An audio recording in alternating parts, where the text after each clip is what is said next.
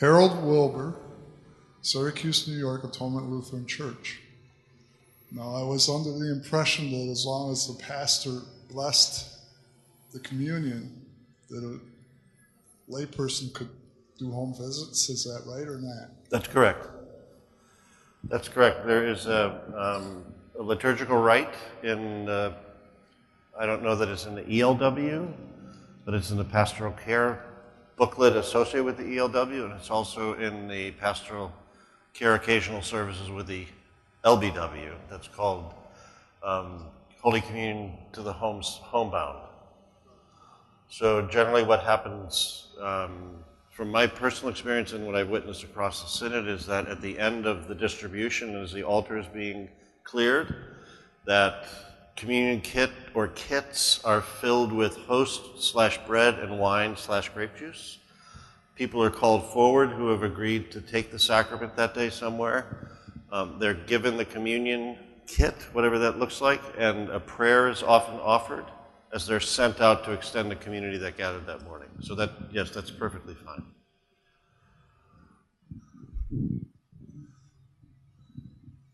Samantha Rossi from North Greenbush. Which is? Hudson Mohawk Conference, St. Timothy, North Greenbush. Okay. Does that same process work when a conference deacon has been given permission to preside? Yes. Okay. I did not know. Why, why would it not? Yeah. Yeah. Okay. I didn't know. Okay. Some of the parishioners The question was, does the same process work if a deacon or a Eucharistic minister that's been given permission to preside presides? So yes, it does. It's the same thing.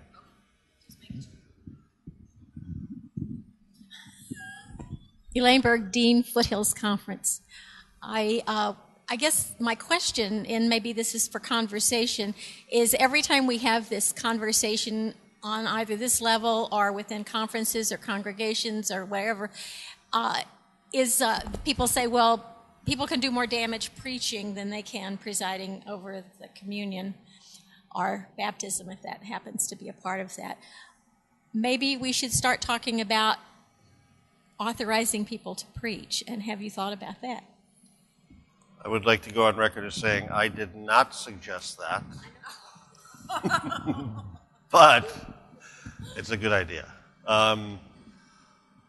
And preaching and baptism are both different than the sacrament of Holy Communion as we approach each of those, I think. For me, I was approached by a deacon and asked if they could baptize two people at a liturgy. And my response was no. And my response was no because, for me, baptism is an entrance right into a community where the community accepts that individual. And not only does the community accept the individual, but the pastor offers pastoral care in an ongoing manner for that individual, regardless of the age. So to have somebody who's a stranger who's not going to follow through on that simply doesn't make sense to me practically. It's really not so much a sacramental appropriateness issue, it's more of a pastoral concern. So that shifts. I can tell you, when I was elected 2 years ago at this assembly, one of the first questions a pastor asked of me was, Bishop, what are you going to do about preaching? And I looked at him and I said, what do you mean, what are you going to do about preaching? And he said, have you heard some of your pastors preach? And I said, well, no, because I'm in my own pulpit on Sunday mornings. And he said, we need to do something about that. Because I believe the statement that was made is true. Much more damage can be done from the pulpit than can be done at the altar. Because at the altar we follow always a very circumspect set of language. There's various changes and motions depending on what our piety is and where we've come from, but the language stays the same and stays very focused. When you turn somebody loose with the preaching, you're turning somebody loose with preaching. And if there is no way to work with that individual toward the preaching process itself and as follow-up for evaluatory purposes, then I think we do run into trouble. I think one of the things I'll mention tomorrow morning, if time allows, for my bishop's report to take place, is that I intend sometime in late summer, early fall to, and I've not talked to them about this, so this will be a surprise, but to talk to both Dan Hoffman and pastor at Hartwick, his name is Paul Messner, and a couple of other people, and begin to have a conversation about ongoing training for lay people in the Synod. I know that New England Synod is beginning that. I've had a conversation briefly with Jim Hazelwood in there and asked him if I could jump in on that conversation. He said, certainly. That seems to be a conversation that is going to take place across the church in increasing fashion. I know that even Missouri Synod is having that conversation, especially out in the western part of the country, because they simply don't have pastors for their congregations. So lay training in ministry is one of the ways that we can be helpful in having pastoral ministry present. But if we're going to do that, we also need a way to be supportive of that and to make it an ongoing educational and growth process. So yes, I think that's important to do.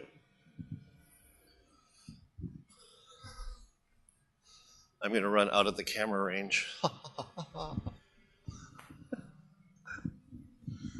My name is Sylvia Lipsy. I'm from St. Timothy in Bemis Point, New York.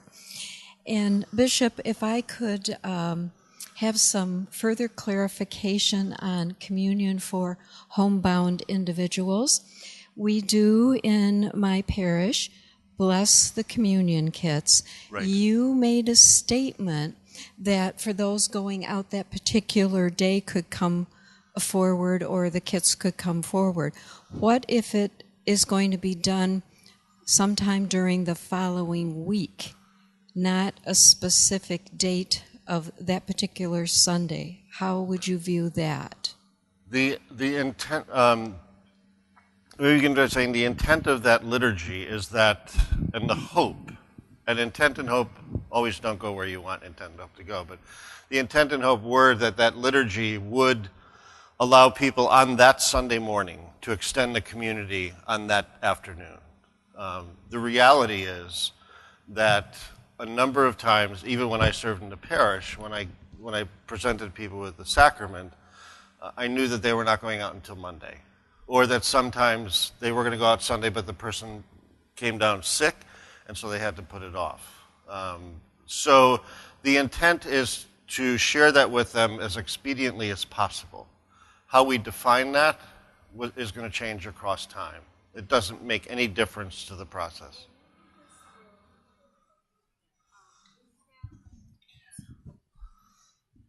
Maybe this will help a little bit. We have something that is written out that we take with us along with the communion kits. The first paragraph says, the last time your congregation worshiped and gathered for, and we move on from that point. Is that acceptable? Yes, that's in fact a part of the rite, if Yes. you look at it. So Okay, just the intent is, by that declaration, to make the people that are receiving the sacrament clearly hear that they are part of the extension of that community of faith that gathered around God's altar on that specific Sunday. So it extends, what some would argue is it extends the table chronologically into the space whenever you get there and at whatever point in time. So that's perfectly fine. And I think that's important because, and I think it's also very important to be clear when we read those words that we read them as words that were spoken at the altar on that Sunday as proclamation. We don't read them as institution. And I think it's very clear, if we're both on the same page in that document, it's very clear that the document states that. So, thank you for that clarification. Thank you. It got a little muddy to me this morning. Thank you. well, if it's any consolation, it got a little muddy to me at times too. Anybody else? Harold. Harold came armed to the teeth with questions. Yes. Harold from Atonement Lutheran Church, Syracuse. As a layperson in the church, Our church is going through some economic changes. We've had to do away with some of the music department. And as a layperson, I would like to do more service work in the church. How does one become a deacon? How does one become a deacon? Of the church. Let me ask a deacon. How did you become a deacon, Sarah? This is Sarah. This is Samantha, but for years it's Or Sarah. yeah. So tell us a little bit about the process. Not a conference deacon, but a congregational deacon. I'm not a congregational then deacon. give me the microphone. No, truly, I think I'm the only conference deacon in our conference that is not also a congregational deacon, and I never have been. It was suggested by my pastor, who's watching. Hi, Jan. She suggested that I look into it, and she got me involved, and I'm forever grateful, but I never became a congregational deacon. Oh, so I'm okay. sorry. I did not know that. I know.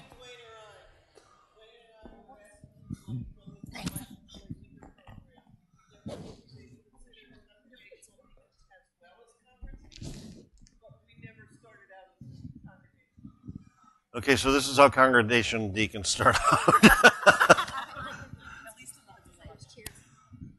Elaine will speak to that as she chairs the committee. I used to chair the deacon committee, and so I can speak to that. I'm Elaine Berg, Dean of Foothills Conference. The way the process works in congregations sometimes varies between congregations, but the deacon always is encouraged to do that by the pastor of the congregation, because the deacon is a part of the pastor's ministry, so that if you serve as a deacon, you are reaching out in the name of the congregation, but also as an extension of your own pastor's ministry, so that it's not like I self-select to be a deacon, but rather that my pastor and I identify the gifts that I have that the congregation might use. So you're talking about wanting to serve, so that's when you sit down with the pastor and say, I'd like to serve in some way within the congregation. And I would be interested perhaps in deacon training, but is that really necessary for what I'm, going to be doing? The other way is there are some congregations, and this is something that was new to me a couple of years ago, that every year at their annual meeting ask the members of the congregation to write down names of people on a slip of paper who they think might be potential deacons of the congregation. And that particular pastor then interviews those people, and they determine that. But it's always that. And then you go through then the training, but all the training then asks for the pastor to sign off and say, this person is coming as a part of my ministry. Does that help?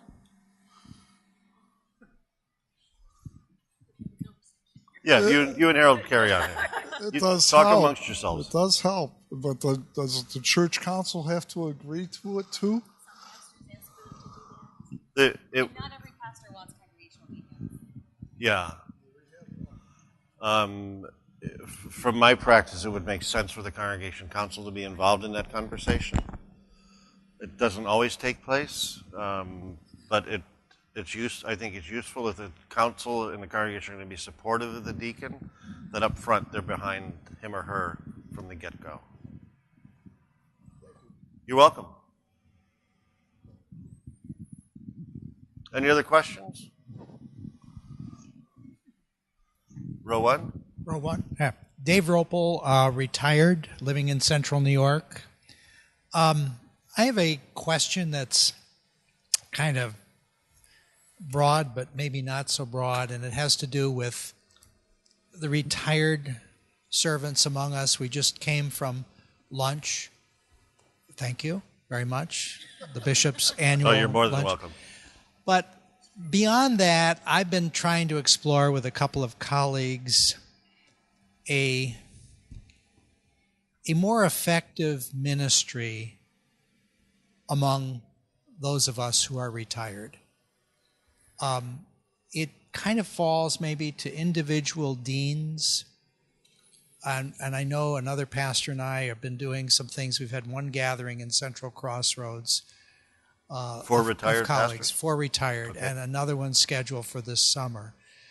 Not only is it to get us together, to know who we are, to support the needs of those persons, their family members, whatever it happens to be, but also appropriate ways to stay engaged in ministry, or perhaps to assist other congregations in tasks that might better be facilitated by a pastor versus someone else. And I'm just kind of thinking aloud here of how, or would there be any conversation beyond the conference in Synod Council or anything like that to talk about that, or is it not a big issue? Parallel to that, and this is a product of my years and my love of paper, I guess, is there a place where one, other than going to the ELCA website, looking up rostered leaders and congregations individually, where we can have a whole directory of the Synod, rostered leaders and congregations and matches thereof available, so that those of us who have been networked throughout the Synod for years could keep in touch conveniently with sisters and brothers and get to know newer people in the system too. So you're looking for a directory beyond what's online? Is that the... If I can find the one online, and maybe it's just my problem, but I have not been able to, other than printing out, I don't want to print out 80 pages. Yeah, that's why it's online.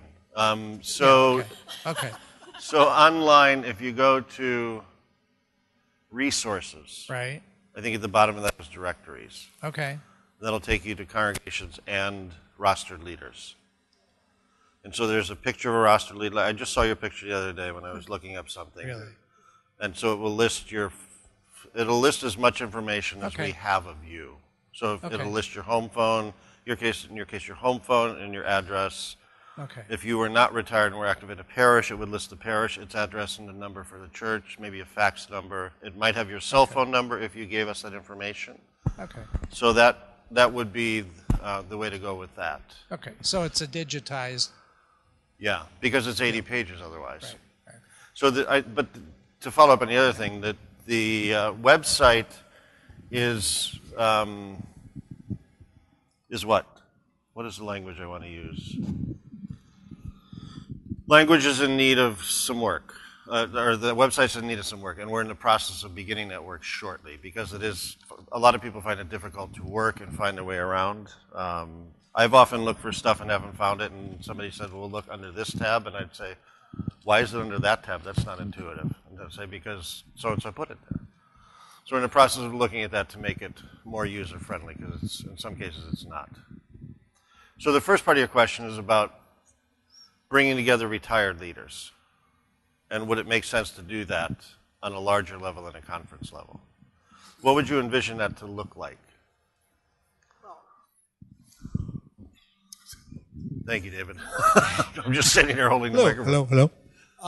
Not necessarily to have meetings for the sake of meetings, No, but not happening. gathering people with common interests, or finding a way to better minister to those who could very easily slip between the cracks, or their situation that might have some needs might not be known. And we're talking specifically about retired leaders.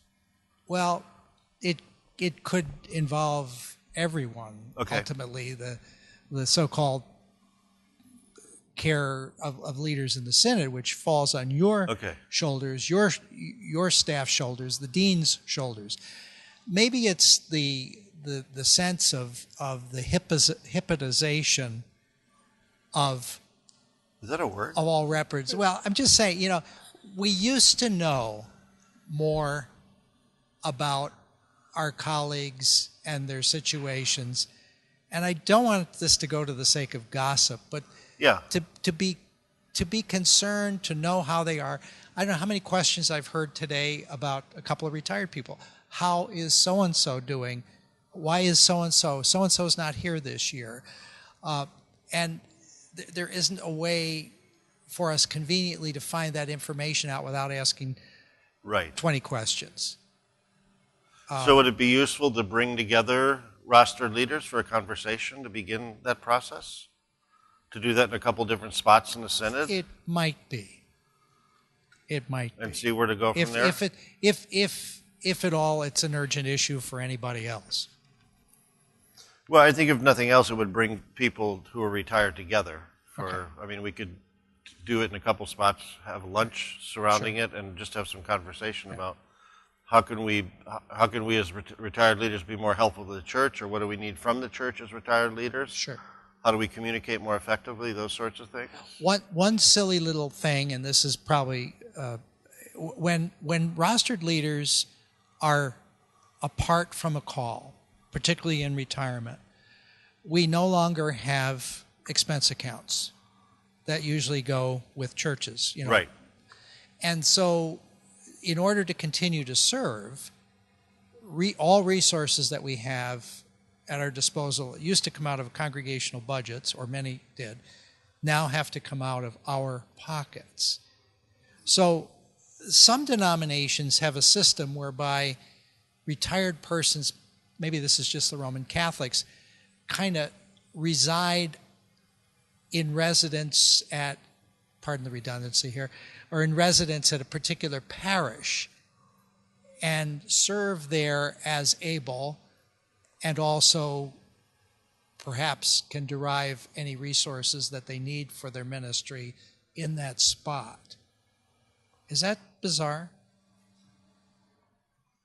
No, as long as the parish you're residing isn't the one you just retired from.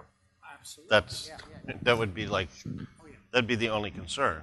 But I would be, let's have a follow-up conversation and talk about bringing folks together. And next we're going to hear from retired pastor Charles Schwartz, a.k.a. Chuck. Thank you. Just following up with what you're talking about is I think it would be really helpful if we could have a place where the whole synod could see what resources a retired person could bring to them. One of the joys of being retired from full-time parish ministry is that you can respond to invitations that excite you, okay, where you use your specific gifts and that bring you some sense of joy. If you had a roster for the synod that showed the particular gifts that a retired individual was willing to share, then it's not, I'm going to call 4 retired people and hope one of them can do this for me, and some retired pastors I hear have a hard time saying no to any requests. I don't know anybody like that. I've never met anybody like that. But this way, I would know that I would be asked about those things that I really have an interest in. And that gives me good idea. Some joy. And I wouldn't mind, I don't mind driving 4.5 hours to do something I enjoy doing that I feel particularly gifted. Do you like mowing grass? No, but I know people who do, but I'll find something. It's about 4.5 hours from your house. Perfect. So that's just sort of an extension of what you're talking about. And then I think we could bring our gifts in a particular kind of way. As opposed to sometimes feeling like you have to say yes. Not you, but some people say and you wind up doing something somebody else could do just as well. Yeah. But as you enter your 7th decade of life, you want to do... I know you're not. Okay, I just wanted to be clear. Even though I like to introduce him as my father whenever we go out for coffee. And my dad will have something too. And they believe me when I say it. He can't speak for himself. He's old and decrepit. David, I'm going to count on you to follow up on this with me, and we'll have a further conversation. Did somebody just slam a chicken's head in the door? Wow. Who has the next question?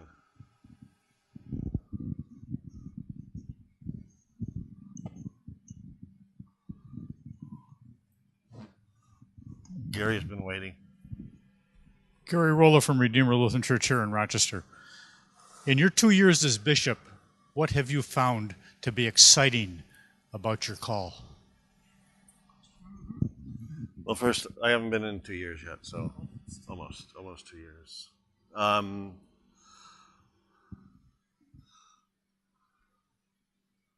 don't know that I'd use the word exciting, but I have a lot of fun in what I'm doing. It's a lot of fun to go to different congregations on Sunday mornings. I think our diversity in this synod comes in a number of places, but one of them is how we worship. And I can walk into any congregation, whether it's high church or almost no church or low church, and the gospel is still proclaimed and the sacraments are still administered and people are fed and they're happy and they're joyful. That brings joy to my heart.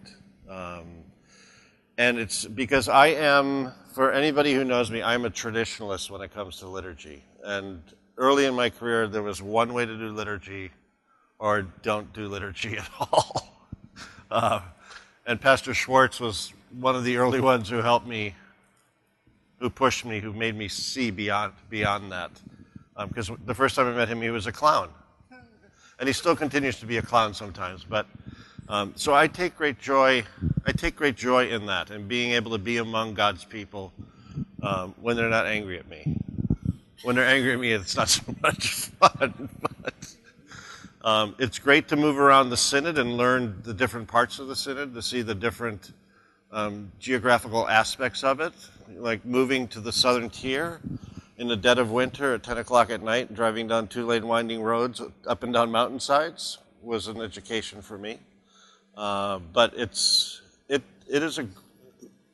we have a great group of people in this church that are doing a lot of wonderful ministries and in very quiet and unassuming ways carrying out the gospel in the midst of the lives of thousands of people that we'll never meet whose lives have been touched by them. That's exciting to me. I'm excited by the fact that I think, and this is me, and from where I sit, which is a very different position than any of you sit, but I really have a sense that our anxiety levels are dropping a little bit, that we're learning to live with anxiety. I think when I began this call, one of the first things I said to the women in the office was that I believe a part of my call is to inject some anxiety into the synod.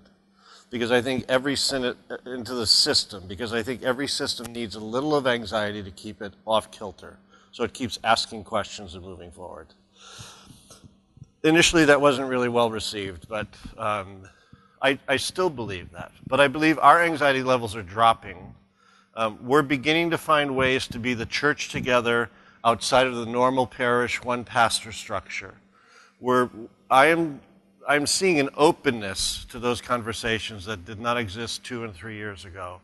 And maybe that's driven by necessity, or maybe that's driven by people becoming more and more open to that possibility in our midst.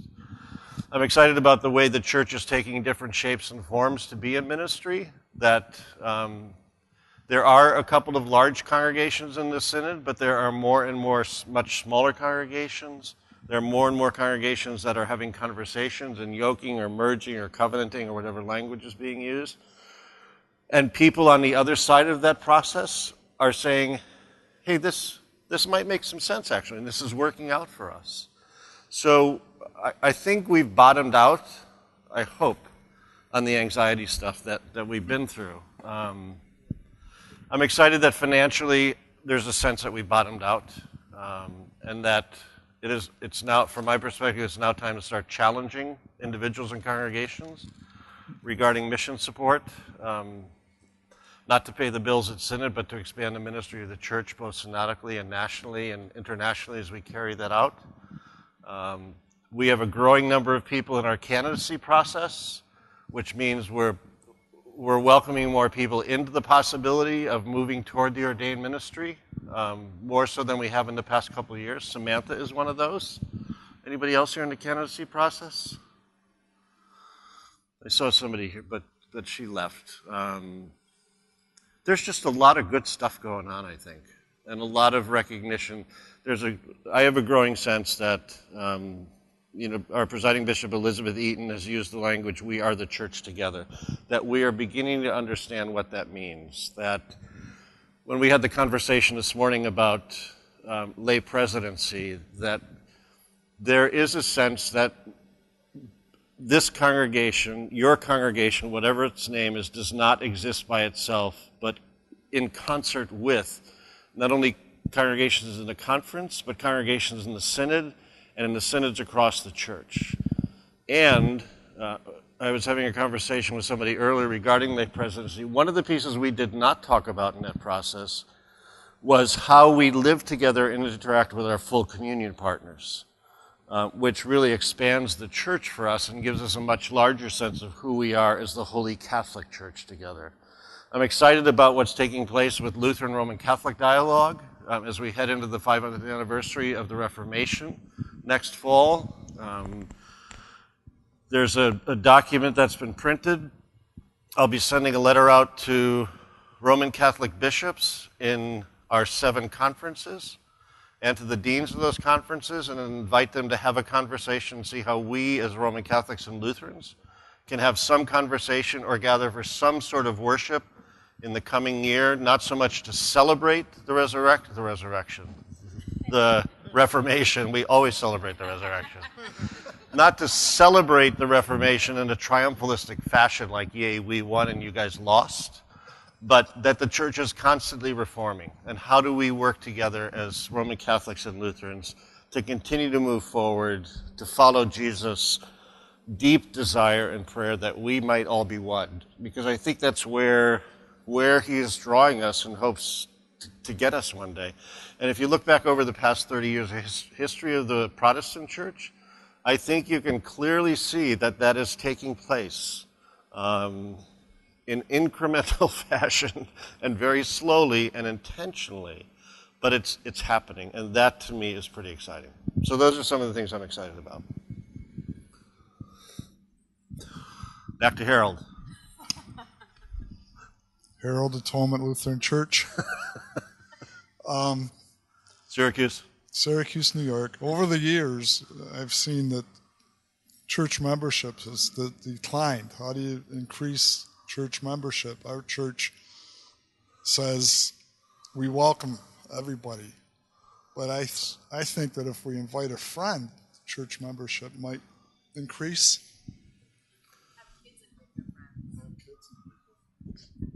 People, and this statistic is about 5 years old for me, but I think it's still valid. About 6% of people join a church because of the pastor. I know that's devastating to pastors to hear that, but about 6% join because of the pastor. About 72% join because they've been invited by somebody who belongs to that church. The language that we've used in the past has been, we are a welcoming congregation. The language, I believe, is shifting now to we are an inviting congregation because it's much more intentional. You can welcome people all you want and open your doors all that you want, but when they come in, if they're not connected or they don't make that connection, that's not going to go anywhere. But if you invite them and bring them, if you say, come to church with me Sunday and see what God is doing in our midst, some people actually will respond positively and they'll show up. And the Spirit will do the work that the Spirit needs to do. So, Harold, start inviting people to church. And some of them won't go. And some of them will look at you funny and laugh in your face. But know that when we do that and what we do is driven by the power of the Holy Spirit, and the Spirit is working through us to bring about those folks so that they might learn about Jesus Christ. David. David from First English Lutheran Church in Syracuse. Dr. David Lowe's talked about 700 openings by the end of the year, by the end of the century. No, decade. Is that church-wide? How is that a problem in the Upstate New York Synod, filling openings in the church? How are we filling openings in the church? We have a problem filling openings. Are we having problem filling openings? We work with a couple of different classifications among the pastoral staff, which is the deans and my assistants and myself. We work monthly on what's called a transitional list, and that list has a number of classifications on it. One of them is congregations that are open and in process of calling a pastor, congregations that are not interested in calling a pastor right now, or congregations that are working toward the possibility of calling a pastor. There's another list of pastors looking for calls in this synod. And then there's a whole list of the rest of the congregations. Right now, we are, all things being equal, and this takes into account Rensselaer County and South Columbia County, those conversations that are taking place among 3 to 4 congregations. They're excluded from this piece of the conversation because they're in that process, so they're not looking for a pastor. But right now we have about 4 or 5 congregations that are open and in the process, or that are beginning the process of looking for a pastor. The other congregations are in process, and I know that there are 2 right now, one in Niagara Frontier and one in Jamestown, that are in the process of calling a pastor. And once they're in place, there will be very few congregations left open. That doesn't negate what Dr. Loesch said, that within the next decade there'll be 600 openings. A piece of the, because this is a really big conversation, but a piece of this puzzle is that this year, out of all of our seminaries, there were 175. Don't hold me to that number, but hold me to something around that. There were 175 graduates. Of those graduates that are going to go to all 65 synods, there were 78 that were not restricted. So a candidate can come through the candidacy process. We have some candidates in our process who are restricting themselves, and I don't mean that educationally or faith-wise. It's more of a geographical thing. So the numbers of people who are available to go anywhere are dropping fairly substantially, to the point that in this synod, in this region, we do assignment together. So we do assignment with Northeast Penn, Southeast Penn, New Jersey, Metro New York, New England, Upstate New York, and this Zion Slovak Synod. So annually, those bishops and an assistant will get together and look at what's available to them. In this synod, which is the only synod that does this, we will fly in those candidates. Or no, I'm sorry, this region will fly in the candidates to Philadelphia, and we'll have a conversation. So in March, we did that in this region. And there were 7 bishops present with staff, and there were 8 candidates available.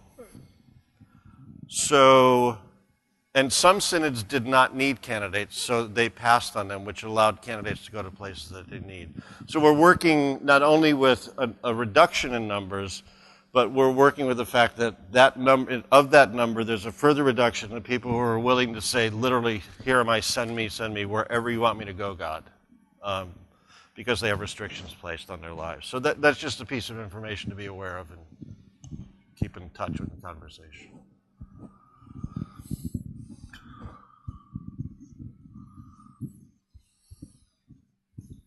Anything else?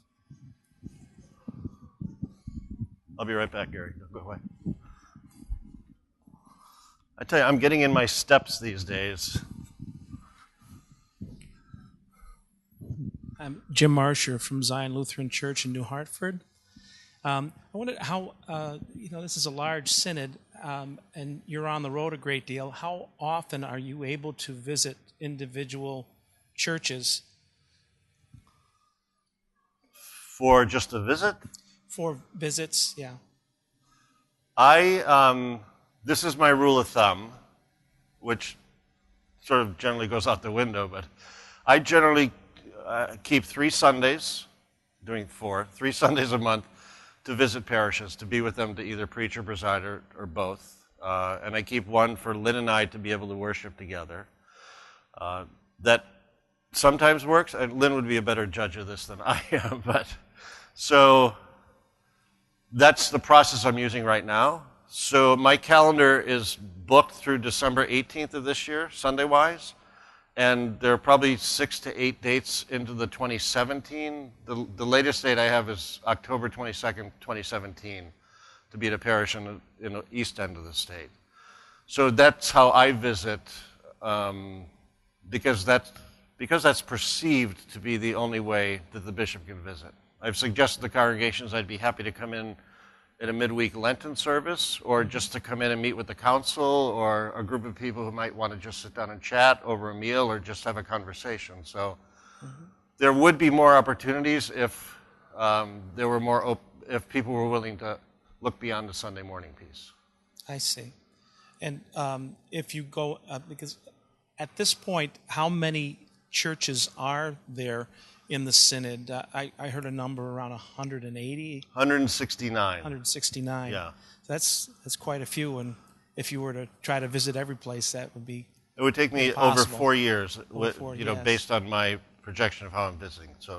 So there's a way, perhaps, if we have several churches in an area, if we invited you or got in a schedule, that would actually, help you with your scheduling.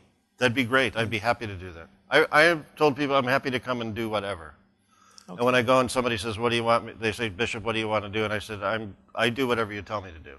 Okay. Within reason. I mean, there are limits, but. That was just a point of curiosity. Thank you. That's a good question.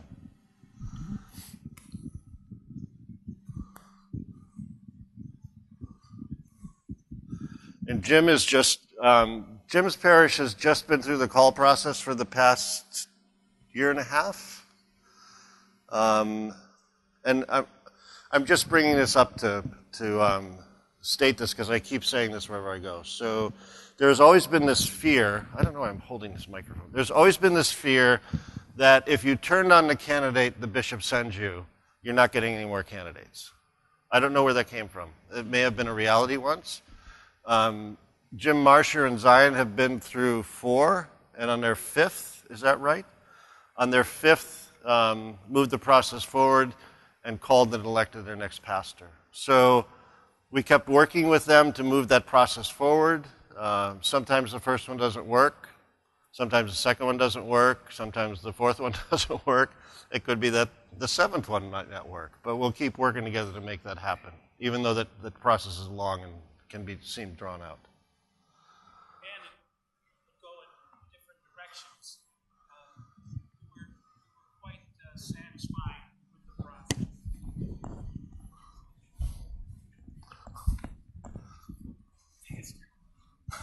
Thank you. We were quite satisfied with the process. I found you and your office to be very open, and if I may, I found that it was a very positive and spiritual experience for the congregation, which is I think is something that we all aspire toward. And sometimes the candidates said it wasn't a good fit, and they told us no, or we didn't feel it was going to work in the other direction. But you're quite right, and any congregation could operate with a sense of trepidation in going into a process like this.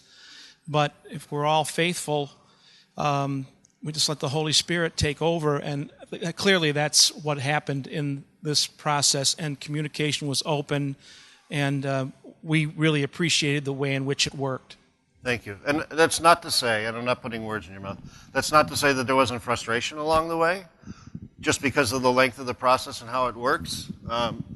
But this is one of the places where I say without equivocation, this is where the Spirit does the Spirit's work. And we need to be open to that Spirit's work, and sometimes the Spirit says no. And then we need to walk away from that and move in another direction. So it's a process that doesn't bring a lot of people great pleasure, but it is a very holy process, I believe, as well, that moves us forward as the church. I would also, this is not part of the call process, but Samantha, you are moving toward accelerated co-op. Is that right? Mm-hmm. I only say that because David Lose mentioned that this morning. It's a new model for ministry that Philadelphia has been developing and now working with, so that Samantha will move into a 3-year program where she will do some distance learning, some intensives at seminary, and reside in a congregation for 3 years. And then at the end of those 3 years, assuming all goes well, she'll be ordained. So what that does is it places you immediately into ministry context, so your growth curve begins right at the front end as opposed to 2 years in. It cuts off a year of seminary costs, which are substantial, and it gives the candidate an opportunity to work with the congregation or congregations.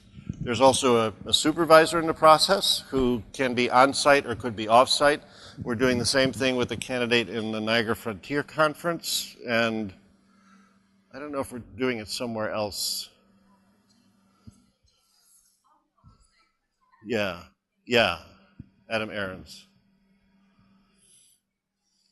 So everything's changing really, really quickly. Any other questions? Things you've been dying to know? I'm aware of efforts with ecumenical partners, synodically and church-wide. What would be your assessment of the state of dealing with other tribes who call themselves Lutheran on these territories?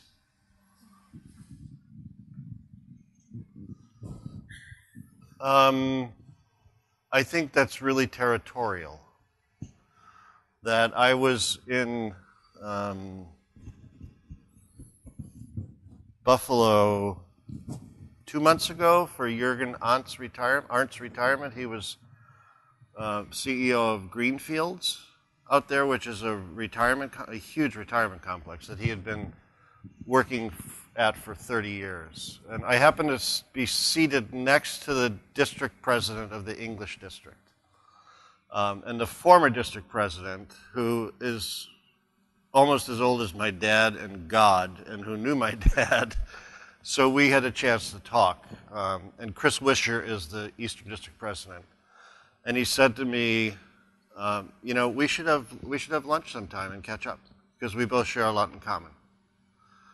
So I gave him my business card and I said that'd be a great idea. I am out of Missouri Synod. Missouri Synod still holds a place. In that area, Missouri is very supportive of the campus ministries that take place there. Their congregations support, a number of congregations support that. If you move to other parts of the state, we're pariahs. If you move around the country, it really depends on where you land.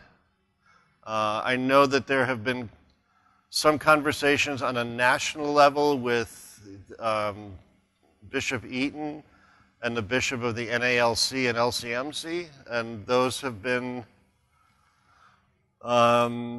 challenging and continue to be. So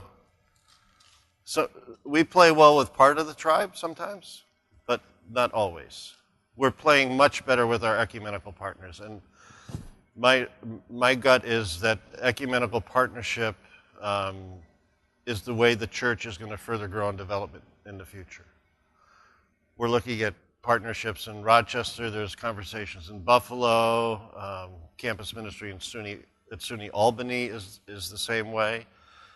We are mostly working with Episcopalians now, but beginning to move into the use of full communion partner rostered leaders to fill not only our pulpits at supply levels, but also to become engaged in conversations about staffing both, let's say, a UCC parish and an ELCA parish. So those conversations are very positive and moving forward.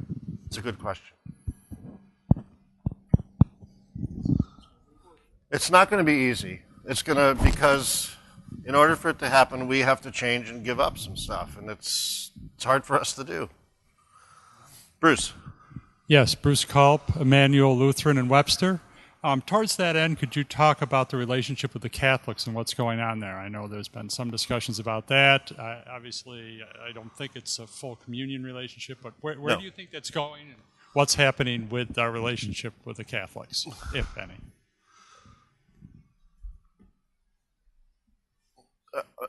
Again, at a very base level, Our relationship with the Roman Catholics are territorial according to diocese at some levels. In the Buffalo area, the Episcopal bishop and the Roman Catholic bishop have both worked very closely together around issues of poverty and hunger. As a matter of fact, they were honored by the New York State Council of Churches about 2 months ago for their servant leadership role in that. In the Rochester area, Matthew Clark was the bishop. He retired and was forced out, and a new bishop was sent in by Rome, who is Matthew's polar opposite. Matthew was very supportive of women religious, of women administering parishes, of them preaching in the pulpits. The new bishop came in and he's very conservative, and I'm not suggesting that's bad, it's just who he is.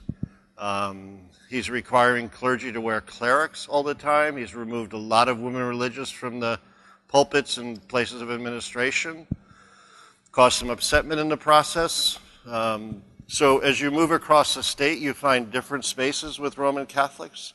On a national level and an international level, I think the climate is much warmer, and the conversations are moving us forward denominationally on a large scale. Whether or not individual dioceses and synods follow that is really going to be up for grabs.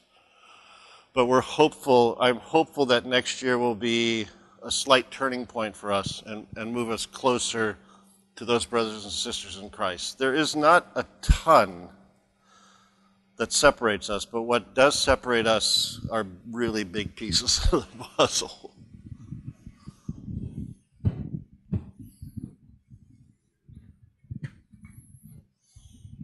Any other questions? What time is it? Well, you've been a very good class today. I thank you. Didn't ask too hard questions. So you're dismissed. 2:30 is something for some people. I know I have to be here for a rehearsal. I don't know what the rest of you need to be where. Is there something going on at 2:30? 4 o'clock? And 4 o'clock's the next 4 o'clock we start the next plenary. So thank you for your